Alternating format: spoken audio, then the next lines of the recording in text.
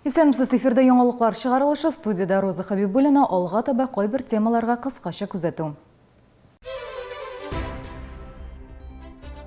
Санкт-Петербургта булган террорчылык актыннан соң Татарстан буенча пассажирлар куркынычсызлыгына кагылган таләпләр кырысланды. Чаллыда нинди чаралар башкарыла, Гүзәл Шихапова ачыклады.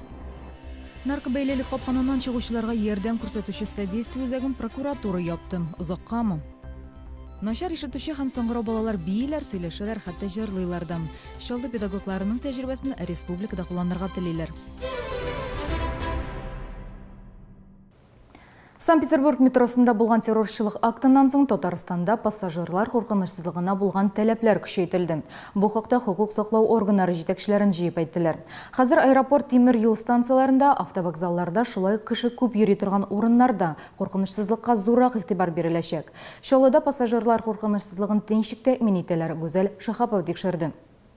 Петербургта булган хәлләр Чаллыда да эзсез узмады. Чаллы халкы игътибарлырак булырга кирәклеген аңлаган. Күбесе сак хезмәтләренә генә дә ышанмый. По свежим следам вряд ли это кто сейчас спокойно себя чувствует. Связан с транспортом, с скоплением людей, конечно, нет. А что бояться? Что будет, то и будет. Сейчас кругом взрывают, кругом теракты. Это уж надо было раньше, много лет назад, десятилетия назад надо было продумывать. Ну, я не знаю, охрана, они же равнодушные и отходят, и, в принципе, наверное, и приборов таких нет, и такого четкого глаза. И потом, если бы я была преступником, я бы, наверное, тоже придумала что-то такое, поведение, чтобы не заподозрили. Тимер юл вокзалы янында сак хезмәте көчәйтелгән, сайлап алып кайберәүләрнең сумкаларын, документларын тикшерәләр. Автовокзал мәйданында да шул ук чаралар уздырыла. Сакчылар металл эзләү җайламалары белән пассажирларны ишек төбендә каршы ала. Каталанган режим көттеләр инде администрация безгә. Автобус салоннарын тикшерәбез. Монда контроль калдырган сумкаларны тикшерәбез инде булай. Күзәп торабыз. Сак хезмәте автобус йөртүчеләр белән бергә рейс алдыннан салоннарны тикшерә. Кондукторлар да игътибарлырак булырга тиеш. В данный момент пассажирларның шулай ук нәрсәләре кала, шуларны бөтенсен алып тикшерәбез, сумкаларын онытып калдыргалыйлар.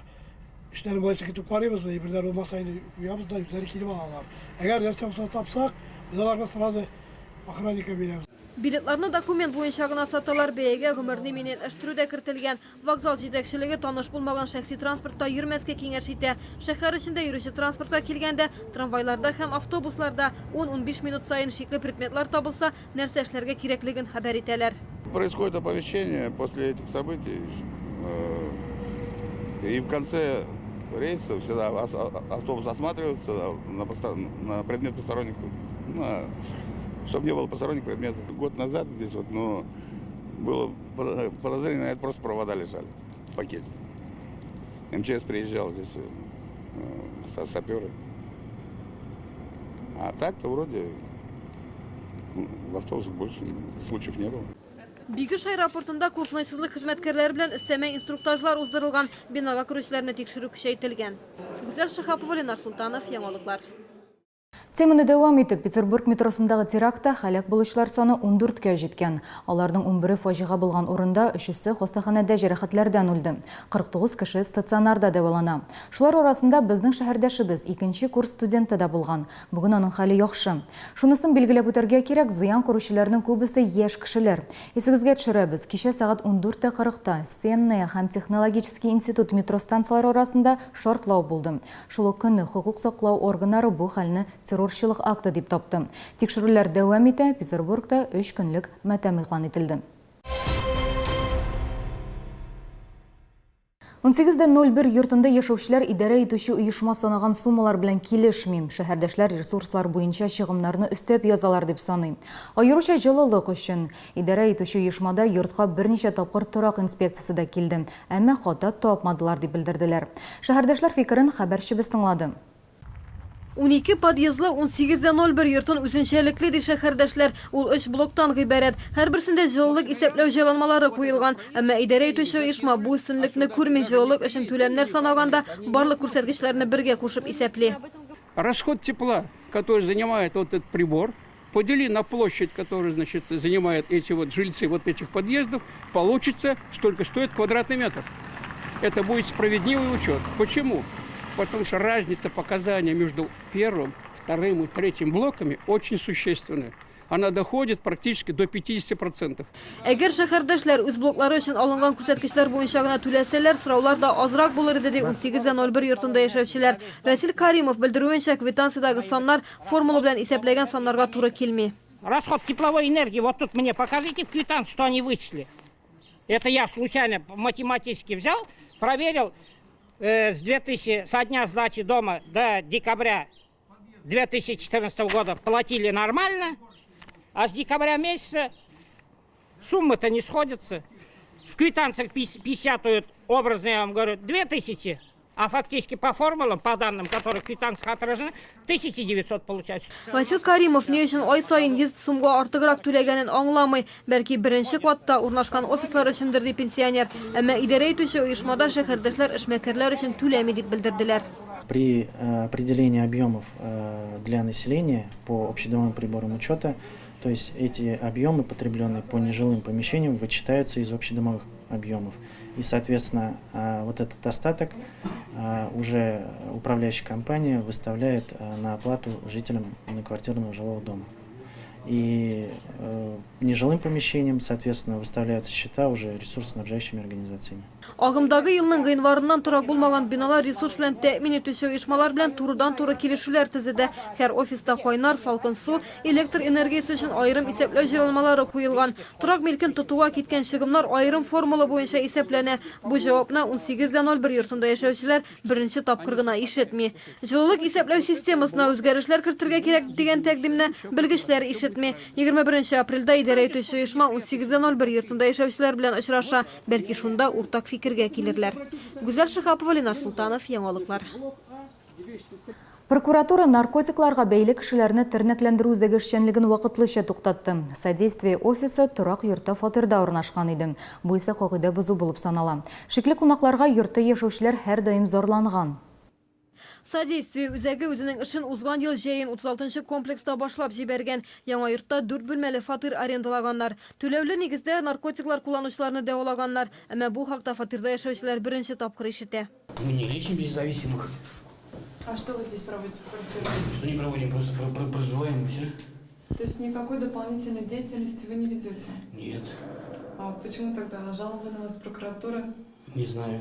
Күршеләр исә икенче фикердә даими рәвештә фатирга билгесез кешеләр килеп йөрде ди. Ну там казарма. Представляете, рядом с нами казарма. Люди, они здесь как живут? Живут в одежде, спят в одежде, едят из общего как бы. Такой же запах. Вот у нас рядом стенка, из розетки невозможно воняет. Прокуратура соравы буенча оешманың эшчәнлеге билгесез вакытка кадәр туктатылды. Якын арада суд карары гамәлгә керәчәк. Было установлено, что центр располагается в жилой квартире, а не в специализированном помещении, что запрещено законодательством. Кроме того, нами были выявлены нарушения законодательства пожарной безопасности и санитарного законодательства. Тернәкләндерү үзәгенә карата таләпләр хатгый, белгечләр медицина, психологик һәм социаль ярдәм күрсәтергә тиеш ди шәһәрдәге бердән-бер дәүләт тернәкләндерү үзәге мөдире.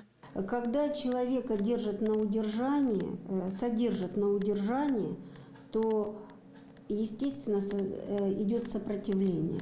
Я думаю, что не нужно родственникам ставить акцент на то, чтобы избавиться от зависимого, отдав его в принудительное лечение, то есть в рабство, да? Бүген возвращение тернәкләндерү үзәгендә 26 кеше дәвалана. Бәйлелектән котылу өчен 1 елга якын вакыт кирәк. Дәваланганнан соң пациентлар яңа матур тормыш башлый. Содействие үзәгенә килгәндә исә бинаны даими рәвештә участковый һәм прокуратура хезмәткәрләре тикшереп торачак. Гүзәл Шихапова, Ксения Антонова, Сергей Вильданов, Яңалыклар. Россиядә юл хәрәкәте кагыйдәләренә төзәтмәләр гамәлгә керде. Бүгенге көннән башлап стажы 2 елдан кимрәк булган шоферлар машиналарына сары почмакта өндәү билгесе куярга тиеш. Төрткеле тәгәрмәчле машиналарда да тиешле билге Ш хәрефе булырга тиеш. Моннан тыш тиешле транспорт чараларында саңгырау машина йөртүче, уку транспорт чарасы, куркыныч йөк һәм зур габаритлы йөк дигән билгеләр булырга тиеш. Тыңламаган машина йөртүчеләрне 500 сум штраф көтә. Балалар бақшасы мүдире шілте олдым. Бақшада балалар ағулану ұшырағы бойынша прокурор текшіруі тәмамланды. Есігізге түшіребіз, ұрамда күндізгі ойыннан соң тәрбиешілер 2 баланың йөрішлері һәм сөйлемлері сәйір болуны иғтибар ите. Ашығыш ердәм шақыралар соңыннан ашықланғанша бақша ишек алдында ойнағанда қызлар феназепам даруын ашый. Соңырақ бақша территориясында препаратның юмарланған түргәге де табыла. Қазіргі вақытта балалар хостаханадан шығарылған һәм бақшаға йөри башлаган. В результате осмотра был обнаружен блистер от препарата феназепам. Данный препарат находился на территории детского учреждения. По предварительным данным, дети отравились именно этим веществом. Ишетмәүче кечкенә балалар бийләр, сөйлиләр һәм җырлыйлар. Ишарәләр телендә түгел. Соңгырауларны укытуның эффектив методикасы чаллыда уңышлы кулланыла. Шәһәрдә инвалидлар эше буенча ведомстводан тыш комиссияның күчмә утырышы узды. Биредә чаллы тәҗрибәсен бөтен республика буенча кулланырга кирәк дигән фикергә килделәр.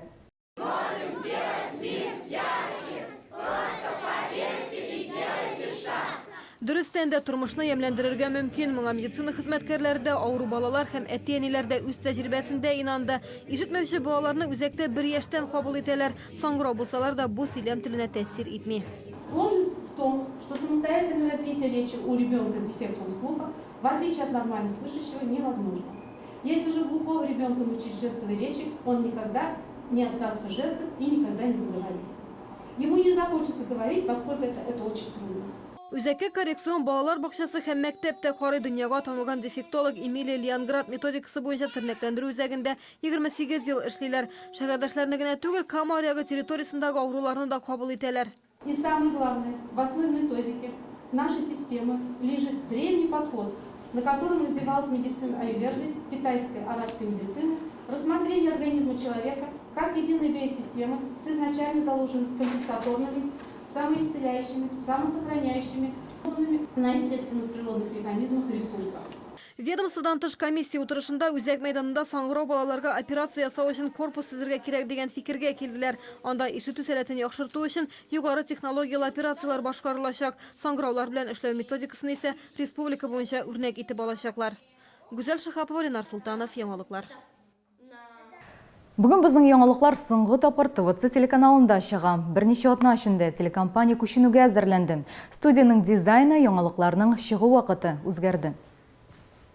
Инде иртәгә шәһәр яңалыклары белән яңартылган студияда Татарстан 24 телеканалында таныштырачакбыз. Иң мөһим һәм кызыклы хәбәрләрне 19 сәгать 20 минутта эш көннәрендә карагыз. Бүгенгә мин сезнең белән саубуллашам. Исән-имин булыгыз.